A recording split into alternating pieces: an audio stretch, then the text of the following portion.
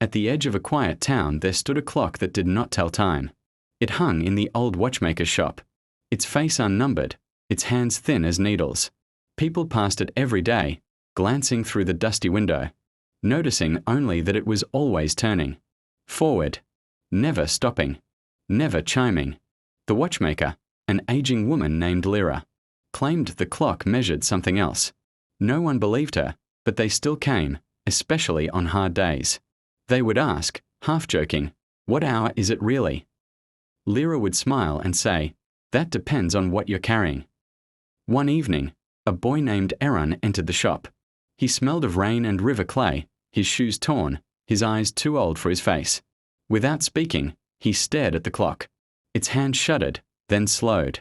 Lyra stiffened. "What have you lost?" she asked. Eran swallowed. "My brother. He left to cross the marsh and never came back." The clock stopped. For the first time in decades, silence filled the shop. Lyra closed her eyes. "This clock measures unresolved moments," she said softly. "It moves when people walk away from what matters. It stops when someone stays with the truth." Eran didn't understand, but his chest hurt when she spoke. He had told himself his brother was gone, that it was easier to stop wondering, easier to keep walking forward. "What do I do?" he asked. Lyra opened a drawer and handed him a small key. "Return to where you last stood together. Stay as long as it takes." The marsh was cold and thick with fog. Eran stood at the riverbank until night settled around him.